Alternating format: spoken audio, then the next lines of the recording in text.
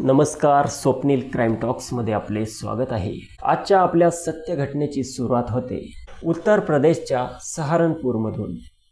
सहारनपूर जिल्ह्यामध्ये एक गाव आहे सरसावा गाव, आणि या गावामध्ये एक 38 वर्षीय व्यक्ती आहे ज्याचं नाव आहे प्रेमसिंग। हा प्रेमसिंग पहिल्यांदाच या गावातील सरपंच बनला होता, आणि जसा तो सरपंच बनला तसा तो गावामध्ये बघतो की त्याला खूप गंदगी पसरलेली दिसते, खूप घाण असते, खूप कचरा असतो।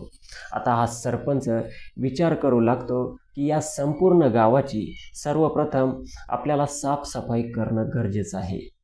हा सरपंच जसा गावभर फिरत असतो तसा फिरता फिरता तो त्या गावामधील मंदिरामध्ये जातो। त्या मंदिरामध्ये बघतो ते मंदिर 3 महिन्यांपासून विरान पडलेलं होतं, कारण त्या मंदिरामध्ये 3 महिन्यांपासून कोणताही पुजारी नव्हता। खरं तर या मंदिरामध्ये अगोदर एक पुजारी होता, परंतु त्याला हार्ट अटॅक आला होता, आणि या हार्ट अटॅकमुळेच त्याचं निधन झालं होतं। जसा तो पुजारी गेला तसं हे मंदिर सुनसान झालं होतं, आणि या मंदिरामध्ये देखील खूप सारा कचरा झाला होता, खूप सारी घाण झाली होती। या मंदिरामध्ये कोणी दर्शन करण्यासाठी येत नव्हतं। त्यामुळे हा सरपंच प्रेमसिंग विचार करतो की सर्वप्रथम आपल्याला हे मंदिराची साफसफाई करणे गरजेचे आहे। परंतु हा प्रेमसिंग बघतो की या मंदिराच्या ज्या भिंती आहेत त्या भिंती खूप छोट्या आहेत, आणि या भिंती ओलांडून गावातील गल्लीतील कुत्रे या मंदिरात प्रवेश करतात आणि मंदिरात येऊन घाण करून जातात। त्यामुळे सर्वात अगोदर हा प्रेमसिंग सरपंच एका मिस्त्रीची व्यवस्था करतो। त्याला एक मिस्त्री भेटतो, आणि त्यानंतर त्या मंदिराच्या भिंतीचे काम सर्वप्रथम तो करण्यास सुरुवात करतो। आता सरपंच प्रेमसिंगकडे एकच काम उरले होते, ते म्हणजे या मंदिरासाठी आता एक चांगला पुजारी शोधण्याचं। मंदिराचं काम पूर्ण झालेलं असतं, आणि आता सरपंच प्रेमसिंग एका पुजाऱ्याच्या शोधात असतो। 2-3 दिवस जातात, परंतु त्याला एक चांगला पुजारी जो या मंदिरामध्ये येऊन पूजापाठ करेल असा एकही पुजारी त्याला भेटत नाही। 2-3 दिवसांचा कालावधी जातो। एक दिवस हा सरपंच प्रेमसिंग त्याच्या घरामध्ये बसून जेवण करत असतो। तो जेवण करत असताना त्याची पत्नी कौशल्यादेवी ही घराची साफसफाई करत असते। साफसफाई करता करता कौशल्यादेवी स्टोर रूममध्ये चालली जाते। स्टोर रूममध्ये देखील ती साफसफाई करत असते, परंतु या स्टोर रूममध्ये थोडासा अंधार असतो, आणि त्या अंधारामध्येच एक साप दडून बसलेला असतो।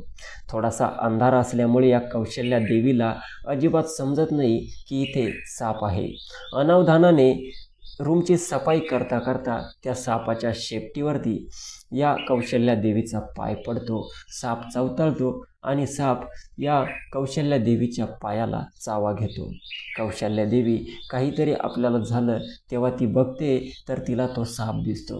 कौशल्या देवी पळत पळत ओरडत ओरडत तेथून बाहेर येते, आणि प्रेमसिंग सरपंच म्हणजे तिच्या पतीला सांगू लागते की मला साप चावला, स्टोर रूममध्ये साप बसला आहे। आता संपूर्ण कुटुंबात आरडाओरड सुरू होते, साप चावला, साप चावला।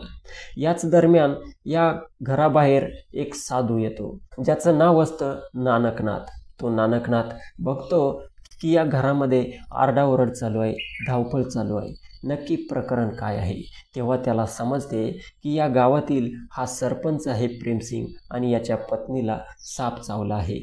तसा तो साधू पटकन त्या ठिकाणी एंट्री करतो, त्या ठिकाणी येतो, आणि त्या कौशल्या देवीच्या पायाला सर्वप्रथम एका दोरीने घट्ट आवळतो, आणि त्यानंतर त्याच्या तोंडाने तो साप ज्या ठिकाणी चावलेला असतो त्याचे विष काढून टाकतो। आणि त्यानंतर सरपंच प्रेमसिंग त्याच्या पत्नी कौशल्या देवीला एका हॉस्पिटलमध्ये ॲडमिट करतो। कौशल्या देवीवरती उपचार सुरू होतात, आणि असा तसा 2-3 दिवसांचा कालावधी केल्यानंतर ती पूर्णपणे बरी होते। ती त्या सर्पदंशापासून तिचा जीव वाचलेला असतो, आणि 3 दिवसानंतर हा प्रेमसिंग सरपंच जसा गावात येतो तसा तो त्या साधूला शोधू लागतो, नानकनाथला शोधू लागतो, परंतु तो त्याला लवकर सापडत नाही। तरी देखील नानकनाथ हा त्या गावातून कुठेही गेलेला नसतो। तो शोधता शोधता प्रेमसिंगला एका ठिकाणी सापडून जातो। त्यावरती प्रेमसिंग त्याला म्हणतो की महाराज, तुम्ही खूप हुशार दिसता, तुमच्या चेहऱ्यावरती खूप तेज आहे आणि असं वाटतं की तुम्ही खूप शिकलेले देखील आहात, तुम्हाला बऱ्याच गोष्टींचा विलास देखील करता येतो. त्यामुळे आमच्या गावामध्ये एक मंदिर आहे, त्या मंदिरामध्ये कोणताही पुजारी नाही, त्यामुळे आमची अशी इच्छा आहे की तुम्ही या आमच्या मंदिरामध्येच राहावे. आमच्या मंदिरामध्ये राहण्याची सोय देखील केलेली आहे आणि तुम्ही इथेच राहून मंदिराचा पूजापाठ सुरू करावी. त्यावरती नानकनाथ पण खुश होऊन जातो आणि हा नानकनाथ त्या मंदिरामध्ये राहण्यास सहमती दर्शवतो. त्यावरती सरपंच प्रेमसिंग देखील खुश होऊन जातो. आता हा नानकनाथ त्या मंदिरामध्ये सकाळ संध्याकाळ पूजापाठ सुरू करतो आणि हळूहळू या विरान पडलेल्या मंदिरामध्ये भक्तजन देखील येऊ लागतात. असाच 1 महिन्याचा कालावधी पुढे सरकतो. सर्व लोकांना या नानकनाथवरती विश्वास बसला होता. सर्व लोक या पुजारीला मानत होते. काही लोक याच्या पाया देखील पडत होते. परंतु कोणालाही या नानकनाथबद्दल काहीही माहीत नव्हते. गावातील कोणत्याही व्यक्तीला या नानकनाथच्या बॅकग्राऊंडबद्दल काहीही माहिती नव्हती की हा नानकनाथ पुजारी नक्की कसा व्यक्ती आहे, याने इथून मागे काय केले आहे. खरं तर या नानकनाथची नियत अजिबात चांगली नसते. मंदिरात येणाऱ्या स्त्रियांवरती याची वाईट नजर असते. जणू काही हा एखाद्या स्त्रीला गिळंकृत करतो की काय, असं त्याचं रूप असतं. हळूहळू एक अशी पण वेळ येते की या गावामधील एक सुंदर विधवा महिला असते, जी पहाटे उठून 5 वाजताच या मंदिरामध्ये पूजा अर्चना करण्यासाठी येत असत आणि हा नानकनाथ देखील पहाटे 5 वाजता उठून मंदिरामध्ये पूजा पाठ करत असत. जशी ही अर्चना देवी एक दिवस त्याने बघितली की ती पूजापाठ करत आहे. अर्चना देवीची पूजापाठ पूर्ण झाली. त्यानंतर हा नानकनाथ त्या अर्चना देवीकडे गेला आणि तिला म्हणाला की बेटा, तू हा प्रसाद खा. हा प्रसाद जर तू खाल्ला तर तुझी सर्व मनोकामना, सर्व इच्छा पूर्ण होतील. त्यामुळे हा प्रसाद तू लगेच खा. अर्चना देवीला माहीत नव्हते की हा नानकनाथ कसा व्यक्ती आहे आणि या नानकनाथने त्या प्रसादमध्ये काय मिक्स केले आहे. ही महिला तो प्रसाद घेते आणि तो प्रसाद खाऊन जाते. लगभग 2-3-4 मिनिटाचा कालावधी जातो. त्या महिलेला चक्कर येऊ लागतात. ती त्रस्त होते आणि खाली पडते. ती बेशुद्ध होऊन जाते. त्याच गोष्टीचा हा नानकनाथ फायदा घेण्याचं ठरवतो. नानकनाथ या महिलेची सुंदरता बघून पूर्णपणे वेडापिसा झालेला असतो, घायाळ झालेला असतो. हा नानकनाथ विसरून गेलेला असतो की आपण या मंदिराचे पुजारी. या नानकनाथला स्वतःचे भान राहत नाही, स्वतःवरती कसलंही कंट्रोल राहत नाही. जेव्हा ही महिला बेशुद्ध पडते तोपर्यंत या मंदिरामध्ये दुसरे कोणतेही भक्तजन आलेले नसतात. कारण या पुजारी नानकनाथला याबद्दल सर्व माहिती होती की कोणत्या वेळी कोणते भक्तजन येतात आणि किती येतात. तसं पण यावेळी या मंदिराकडे कोणताही भक्तजन येत नव्हता आणि त्यामुळे तो नानकनाथ इकडे तिकडे बघून घेतो आणि या महिलेला उचलतो आणि मंदिरात बनवलेलं त्याचं जे घर असतं, त्याची राहण्याची जी व्यवस्था केलेली असते, त्या ठिकाणी या अर्चना देवीला तो घेऊन जातो आणि त्या रूमचा दरवाजा लावून घेतो. दरवाजा लावल्यानंतर तो त्या महिलेसोबत, अर्चना देवीसोबत वाईट कृत्य करू लागतो. शरीर संबंध प्रस्थापित करतो आणि तोपर्यंत करतो जोपर्यंत या नानकनाथची तृप्ती होत नाही. हे कृत्य करून झाल्यानंतर नानकनाथ त्या महिलेला ठिकाणावर लावण्याचा विचार करू लागतो.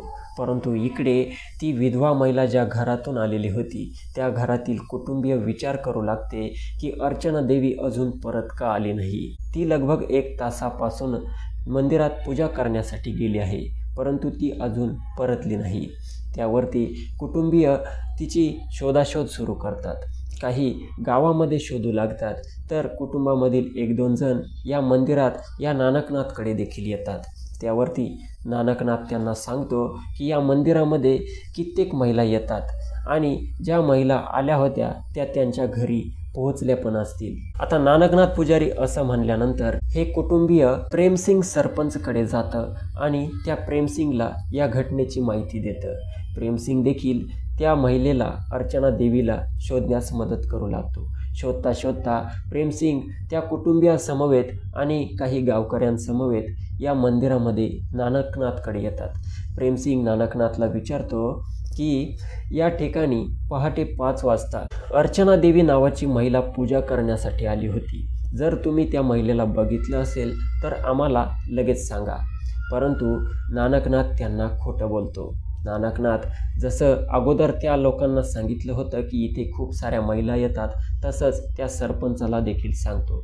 सरपंचाला त्या नानकनाथवरती खूप विश्वास होता, कारण सरपंचाच्या पत्नीचे म्हणजे कौशल्या देवीचे या नानकनाथ पुजाऱ्याने प्राण वाचवले होते. त्यामुळे सरपंच प्रेमसिंग संपूर्ण गावाला सांगतो की ही महिला अर्चना देवी ही एक विधवा होती आणि ती नक्कीच कोणासंगे पळून गेली असेल. त्यामुळे बाकीचे गाववाले देखील तोच विचार करतात आणि हेच खरं असावं म्हणून सर्व लोक ही गोष्ट सोडून देतात. परंतु त्या महिलेचं जे कुटुंबीय होतं हे त्रस्त झालेलं होतं, परेशान झालेलं होतं, कारण त्या कुटुंबियाला माहीत होतं की आपली जी अर्चना देवी आहे ती अशी नाही, ती पूजापाठ करणारी स्त्री आहे, ती असं करूच शकत नाही. त्यामुळे हे कुटुंबीय जवळच्या पोलीस स्टेशनमध्ये याची FIR दाखल करतात. पोलीस या महिलेला शोधण्याचं काम सुरू करतात आणि असा तसा एक दिवस पूर्ण जातो. आता नानकनाथ विचार करू लागतो की या महिलेचा मृतदेह आपल्याला ठिकाणावर लावा लागेल, कारण नानकनाथने त्या महिलेचा आधीच गळा दाबून हत्या केलेली असते, खून केलेला असतो. नानकनाथ आता बघतो की अंधार पडलेला आहे, परंतु अजून कोणी जागे असतील, गावकरी जागे असतील, कोणी जर मंदिराकडे फिरकले तर आपलं भांडाफोड होईल, म्हणून थोडा अजून वेळ होऊन देऊ.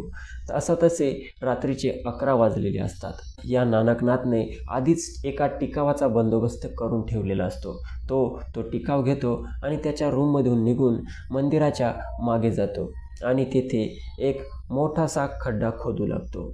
लगभग 12 वाजून जातात, कारण तो खड्डा खोदण्यासाठी त्याला असा तसा 1 तास लागलेला असतो. 12 वाजलेले असावेत आणि या गावामध्ये एक नशेडी व्यक्ती असतो, दारुड्या व्यक्ती असतो आणि हा दारुड्या चोरीच्या उद्देशाने घरातून बाहेर पडलेला असतो आणि तो या मंदिराकडे येत असतो. या मंदिरामध्येच काहीतरी चोरी करू अशा उद्देशाने तो या मंदिराकडे येत असतो. जसा हा दिनेश लपून छपून त्या मंदिरामध्ये प्रवेश करतो तेव्हा नानकनाथ त्या मंदिराच्या मागून, जिथे त्याने खड्डा खोदला होता त्या मंदिराच्या मागून जाऊन त्याच्या रूममध्ये गेलेला असतो. जसा हा दिनेश त्या पुजाऱ्याला बघतो तसा हा दिनेश थोडासा आडोशाला लपून राहतो. आता नानकनाथ इकडे तिकडे बघतो, त्याला कोणी दिसत नाही. तो त्या महिलेचा मृतदेह त्याच्या खांद्यावर घेतो आणि त्या खड्ड्याकडे निघू लागतो. तसा दारुड्या दिनेश पण काही कमी नव्हता. तो देखील त्या नानकनाथचा पिछा करू लागतो आणि बघतो की नानकनाथचं नक्की काय सुरू आहे. जसं जसं नानकनाथ त्या खड्ड्याजवळ तो मृतदेह घेऊन जातो तसं हा दिनेश सर्व काही बघतो. तो खड्डा खोदलेला बघतो आणि नानकनाथच्या खांद्यावरती त्या महिलेला बघतो. तसं दिनेश सर्व काही समजून जातो आणि दिनेश मोठमोठ्याने ओरडू लागतो. आता त्या मंदिराजवळ काही घरे देखील असतात आणि त्या घरामधल्या लोकांना या आरडाओरडीने जाग येते. लोक उठून बसतात आणि बाहेर येऊन बघतात तर त्यांना दिनेशचा आवाज ऐकू येतो. लोकांना माहीत होते की हा दारुडा व्यसनी आहे आणि याला ओरडण्याची सवय आहे. त्यामुळे लोकांना पहिले तर याच्यावरती विश्वासच बसत नव्हता, परंतु तरीही काही लोकांनी याला विचारले की नक्की झाले काय. त्यावरती हा दिनेश त्यांना त्याची पूर्ण कहाणी सांगू लागतो. जसं लोक हे ऐकतात तसं पळत पळत त्या मंदिराकडे येतात, परंतु तोपर्यंत तो नानकनाथ पुजारी तेथून फरार झालेला असतो, पळून गेलेला असतो. जसे लोक त्या मंदिराजवळ येतात आणि मंदिराच्या मागे जाऊन बघतात तर तेथे मोठा खड्डा खोदलेला असतो आणि त्या खड्ड्यामध्ये एका स्त्रीचा मृतदेह असतो. जेव्हा जवळून लोक बघतात तेव्हा तो मृतदेह अर्चना देवीचा असतो, जे की सकाळी पूजा करण्यासाठी गेली होती, परंतु ती परत आली नव्हती. जसं लोकांना हे सर्व समजतं तसं पोलिसांना त्या ठिकाणी बोलावण्यात येतं.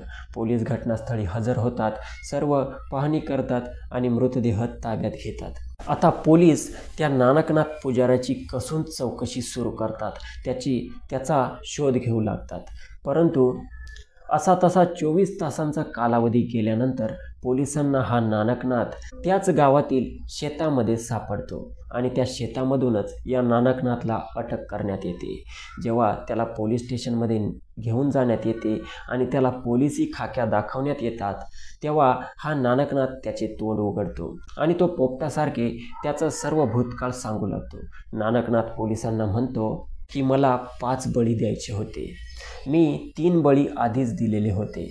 मी 5 बळी जर दिले तर मी स्वर्गामध्ये पोहोचेल.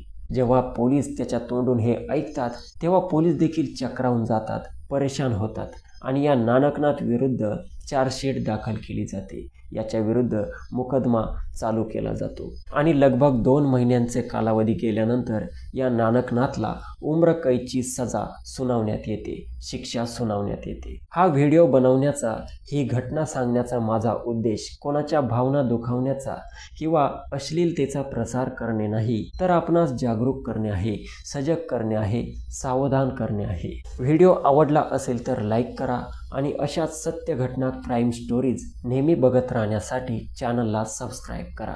भेटूयात पुढच्या व्हिडिओमध्ये. जय हिंद, धन्यवाद.